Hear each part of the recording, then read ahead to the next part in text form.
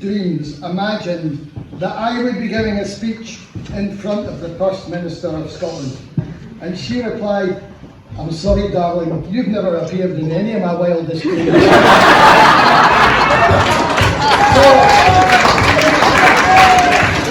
So with those words of encouragement, I'm perfectly set up and motivated to roast. I mean, toast the Lassies. But just before I do, can I just say how great it is to also say an SNP First Minister. Yes.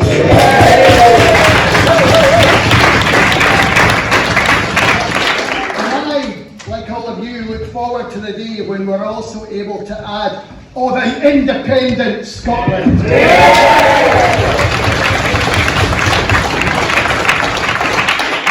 It's my great honour to deliver the toast to the Lassies tonight. Burns once said, "Oh, my love's like a red, red rose," and tonight we're here to celebrate the lassies who make our lives bloom. Suck bucket with a lady rose. Robert Burns wrote extensively about women throughout his life, and while it's hard to pin down an exact number, it's actually estimated he composed over 100 poems and songs inspired by women, and not just in one topic, across every spectrum imaginable.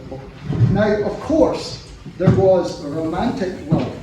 Burns celebrated love and passion, as John has mentioned, in poems like A Fond Kiss and the already mentioned Red, Red Rose.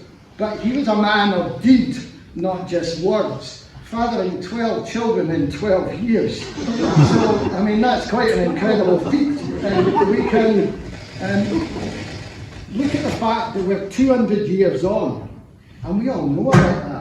And that's before you would tweet about it.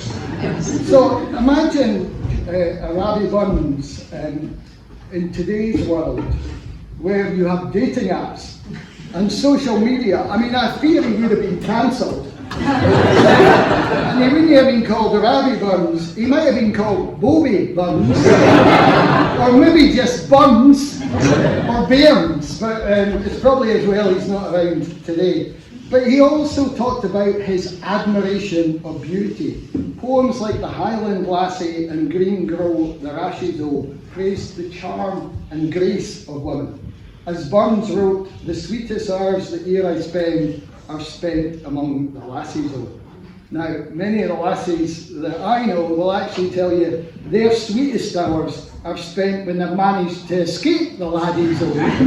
I mean, my own wife here, which by the way, someone stand behind her because her eyes will be rolling so much you might have to catch her heat by the end.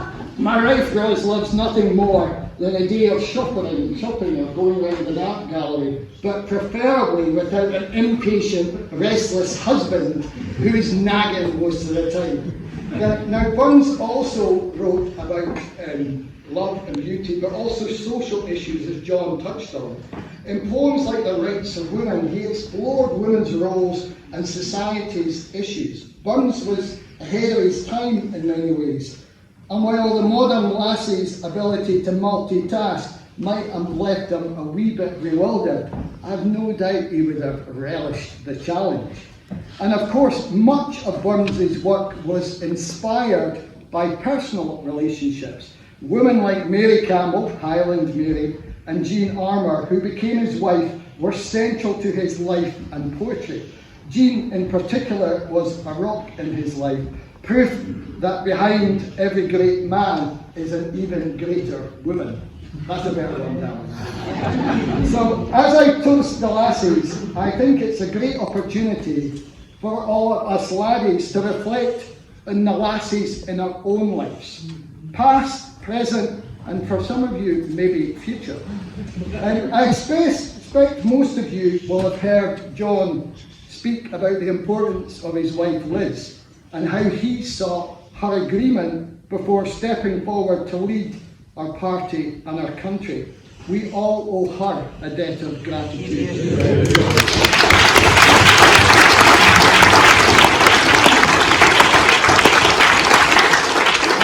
My own wife Roz is also an inspiration.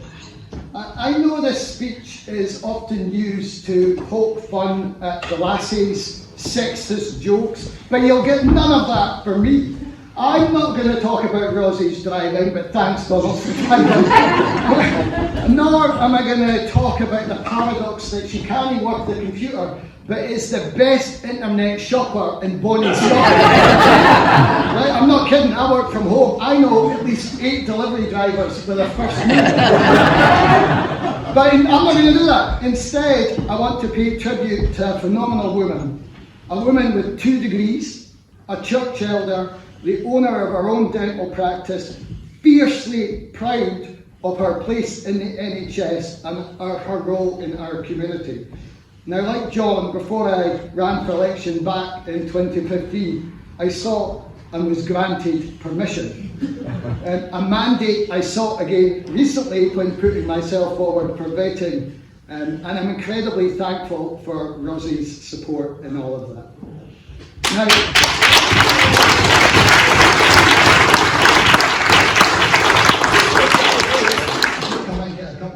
tokens in the fridge. Now, Ross, that's 50 brownie points. That's Stuart if you haven't met him.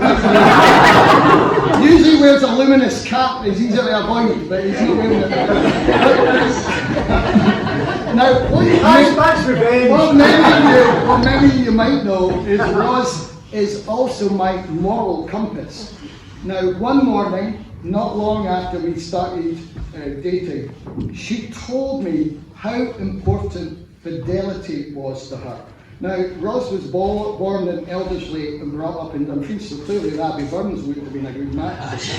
But she went on to tell me in a completely unrelated way that as a dental student, she knew how to skin a face. She said, imagine waking up one morning, feeling a sting, reaching down going, what's this round my neck? Oh, it's my face! So, as you can tell, I'm no Rabbie Burns in many respects, and even though I'm getting to an age where a facelift might actually be beneficial, my darling Ross has kept me faithful and true. And if you ever see me looking like that, you'll know. Now, there are many other lassies in this room who deserve tribute. Ooh. Not least my mum. My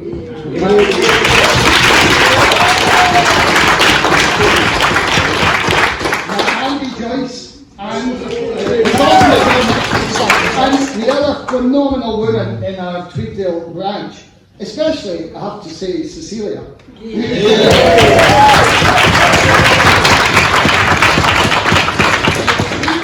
can brilliantly steer a group discussion at a branch meeting, even when Stuart and Ian are there. We also have some phenomenal councillors here tonight, yes. And in particular, Liz, as a local councillor, deserves a speech in her own right.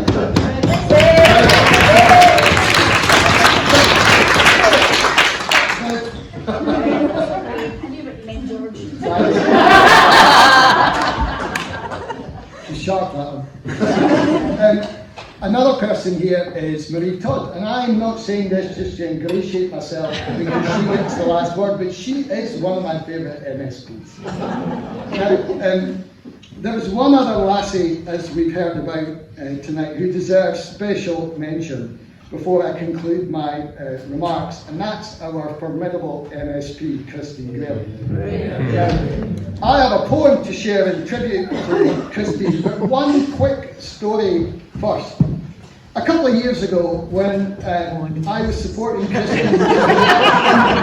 Christine's re-election, she was praising my approach and my, I quote you, outstanding political acumen.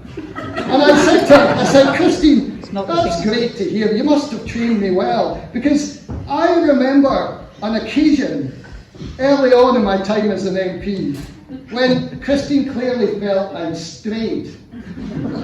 And she sent me a strongly worded email firmly putting me in my place, and sent me, and she signed off with the immortal lines, "Only one of us in this relationship has balls, and it's not you."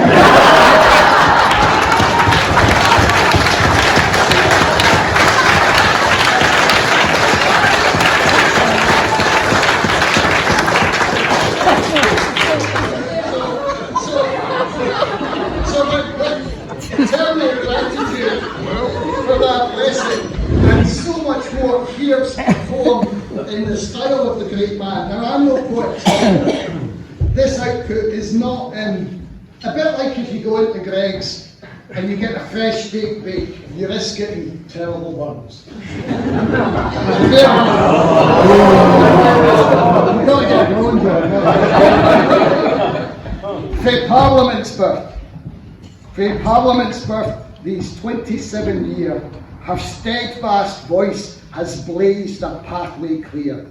Through Midlothian South and Tweeddale bound, in Lauderdale, her truth rings fierce around. At 80 years, still sharp as ony thorn, her wit and wisdom leave the Tories torn. Young Finlay felt her tongue's almighty lash, his flamboyant ways reduced to feckless trash. In Galatoon, her office door stood wide, for ilka soul wi' troubles to confide. Nae matter small, nae burden too severe, she fought for all who sought a helping ear. The whip might crack, but she would have her say, her conscience clear as breaking day. For Scotland's cause she stood both firm and true, yet party lines she'd cross when need broke through. From the presiding chair she ruled on high, her judgments fair in Scotia's sky. In chamber grand her voice would rise and fall, till justice rang through Holyrood's proud hall. O Christine lass, as you prepare to leave, the people's hearts do sorely grieve and heave. Till 26 your voice will guide our way, the beacon bright through mony a stormy day. For freedom's cause you'll never cease to fight, your passion burning like the northern light. Though through future days your spirit will inspire and keep alive our independent spire.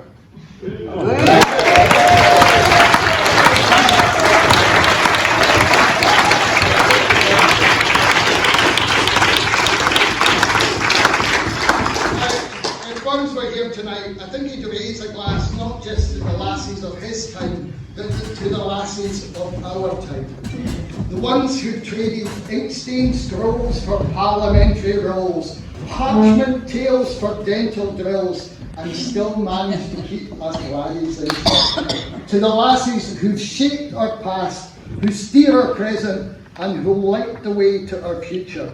To the lassies who forgive our follies, who laugh at our jokes, even the bad ones, and who remind us daily that Scotland's greatest strength isn't her landscape or her history, it's in her people. And tonight we celebrate the lassies who make those people extraordinary. So let us raise our glasses high and say with one voice, here's to the lassies. May their courage never waver, their laughter never fade, their patience with us never run out. To the lassies.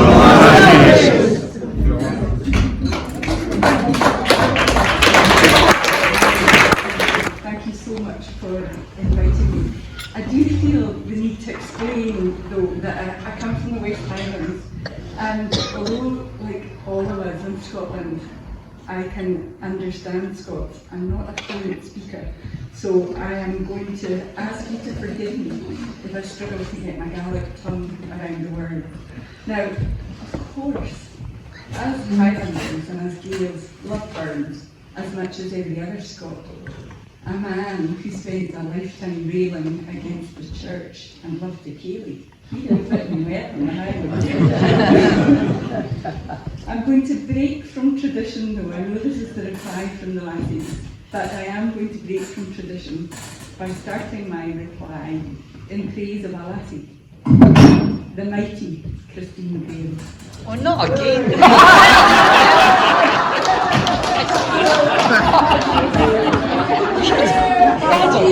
You all know it's very tragic her advanced years, but she's not quite old enough to have crossed paths with Burns.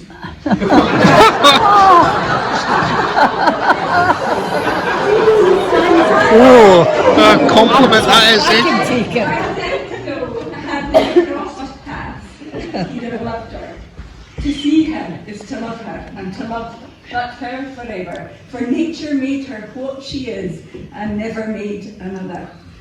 A quite literally colourful character, a daughter, sister, mum, teacher, lawyer, a rebellious backbencher, a presiding officer, and much more, no doubt. Now, I had the real pleasure of spending some time with Christine in the Parliament last week after we passed our bill, and my daughter Rachel was with us. She's heading off travelling in a few weeks, and Christine was regaling her with tales of her useful travels. How the teenage Christine, in love with a Frenchman, headed for Paris. Ended up on the road. Not with a Frenchman. Ended up innocently sleeping a night in a brothel. Alone! Stormy North Sea crossing home from Europe, organised by a Dutch tomato trader. Now, like Burns, she knows how to tell a story, but also, like Burns, she has a passion for democracy and independence, and she's no conformist. In fact, she relishes rebellion. She's announced her retirement at the end of this term, and I want to record my thanks from the Lassies, as I'm sure we all do. We do indeed stand on the shoulders of giants. So, now to the men. I'm going to start by thanking Calum for that fine toast to the Lassies. Great, Calum. To be fair, as is often the case in life, the man has the easy job.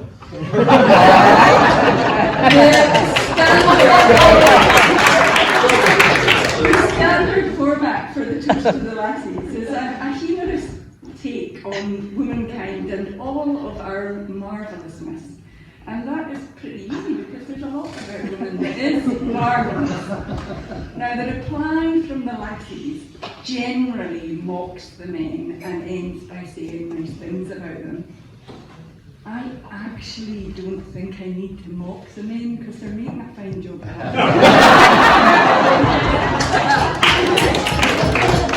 On the 25th, last Saturday, Burns' birthday, I saw a wee film clip on social media of our Macker, Padraig Mackay, in conversation with our First Minister. And Padraig was talking about how Burns was known for challenging pomposity anywhere he saw it. And who popped into my mind when he said that but Alec Cole Hamilton? What would Burns have made of him? A man renowned for his pomposity as well as his hypocrisy, a man that loves himself so much. His colleagues say if he was chocolate, he'd eat himself. Yes. We can well imagine him at prayer like Holy Willie. Yet I am here, a chosen sample, to show thy grace is great and ample. I'm here, a pillar o' thy temple, strong as a rock, a guide, a buckler, and example to all thy flock. Aye, but like Holy Willie, he's a great sense of himself, but he doesn't quite live up to the hype. And what about Russell Finlay? Well, a gutter journalist who appears to be leading his Tory troops even further into the gutter. Yep. I don't think Burns would have had much time for him. Awa Whigs awa, Whigs awa, you're but a pack of traitor loons, you'll do nae good at all.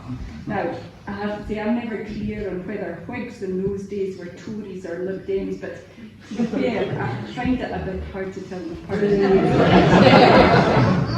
And then we come to the Labour men. Anne Sarwar and Keir Starmer. What a parcel of gold.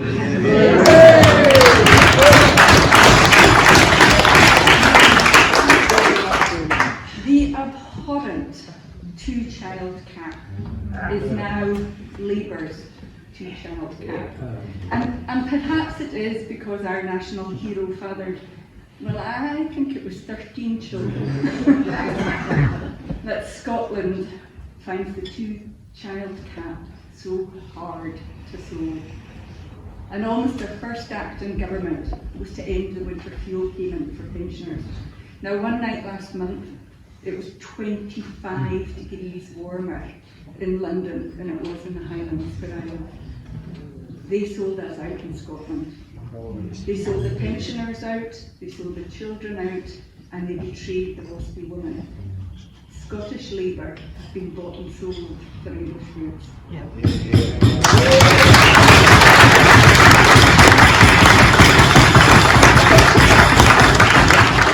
As if these men weren't bad enough, over the water in the US we have in the White House, Donald, John, or Dolian as we call him, Trump. Fair for your orange saucy face. This chieftain of the people's race. Aboon Egypt, you attack your place, you dream of building a wall. You've golden hair but no grace with hands so small. I'm minded of the First Minister's reference to Hugh McDermott's poem. Burns may not have penned those actual lines, but he did write a poem that was very apt for Trump and his tariff threats. Address to the toothache. My curse upon your venomed stang that shoots my tortured gums alang, and through my luggies moniac twang, when gnawing vengeance, tearing my nerves with bitter pang like racking engines. When fevers burn or allergies freezes, rheumatics gnaw or colic squeezes, our neither sympathy can ease us. We a pitying moan. But thee, thou hell o' all diseases, aye mocks our groan. Adown my beard the slavers trickle, I throw wee stools o'er the mickle, while round the fire the giglets keckle to see me a loup. While raving mad I wish a heckle were in their doubt. In all the numerous human duels of ill-hearsed daft bargains, cutty stools, or worthy friends racked in the mool, sad sight to see, the tricks and knaves or fascist fools thou bear'st degree. Where'er that place be that priests call hell, where all the tones of misery yell, and ranked plagues their number tell in dreadful raw, thou, toothache, surely bear'st the bell among them all. Oh, thou grim mischief-making chiel that gars the nopes or discord squeal, till daft mankind aft dance a reel, in gore a shoe thick, be all the phase of Scotland's wheel, a town's toothache.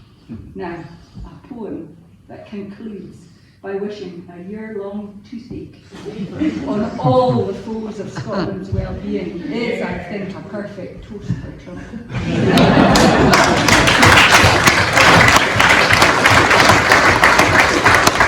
Of course, not all our men are Trumps and masks, and in our movement we have some fine men. Men like Calum, Kerr, our toaster, and John Swinney, our First Minister, and many others here tonight. I've had the pleasure of sitting next to your President, Jim Calder.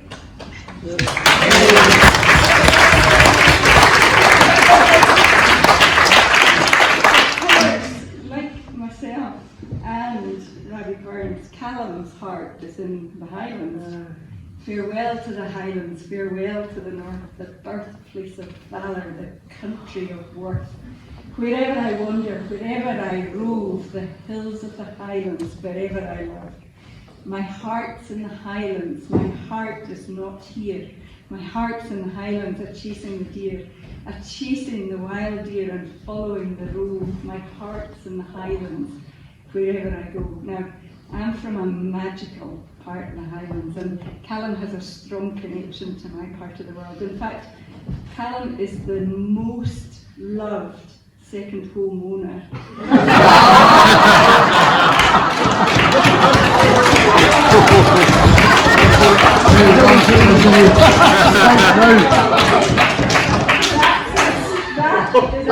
What an accolade!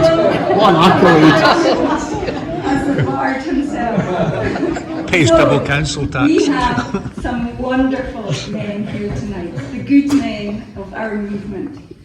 Men who, like Burns, talk up Scotland, who show us our worth to ourselves as well as to others. Men who take a fierce stance for freedom, who speak up for every Scot, especially the poor and disenfranchised. Men who are independent of mind, egalitarian, and who rail against injustice. Lassies, please raise your glasses.